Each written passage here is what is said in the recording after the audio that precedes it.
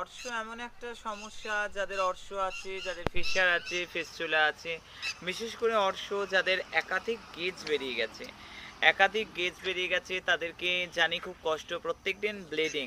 কিন্তু তার জন্য আমি বলবো সবার আগে ফাইবার সমৃদ্ধ খাবারগুলো খাবে, যাতে কোনো প্রকারে কনস্টিপেশন না হয়। ফাইবার থাকলে কি ওয়াটার অ্যাবজর্বেশনটা খুব ভালো হয়। ফাইবার সমৃদ্ধ খাবার আর জল বেশি করে খেতে হয়, আমি বারবার করে বলি। তার ফলে কি হয় যে কনস্টিপেশনের সম্ভাবনা কম থাকে। মারুভূমি অর্শ কেয়ার জুস এবং আমার নিজস্ব বড়ি রয়েছে, আর তার সঙ্গে যাদের প্রচণ্ডভাবে ঘা, রক্ত, পুঁজ, কিংবা যাদের ভীষণভাবে ফুলে গেছে পায়ুদারটা বা কোনো রকম গেজ বেরিয়ে গেছে, তাদের জন্য প্রলেপন। মারুভূমি অর্শ কেয়ার প্রলেপন মারাত্মক কাজ দিচ্ছে। প্রত্যেকটা মানুষ ভালো আছে, ভৈরব ভাণ্ডারের অফুরন্ত কৃপা, তারা সিদ্ধেশ্বরী মহারানীজের মন্তব্য, তো কোনো পয়সা কোনো টাকা লাগে না। কি কি বানাতে যেগুলো লাগে সেই বাজারগুলো করে দিতে হয়, আয়োজন করে দিতে হয়। আয়োজন করে দিলে আমি বানিয়ে দিই, আমি যে তোমাদের মা গো।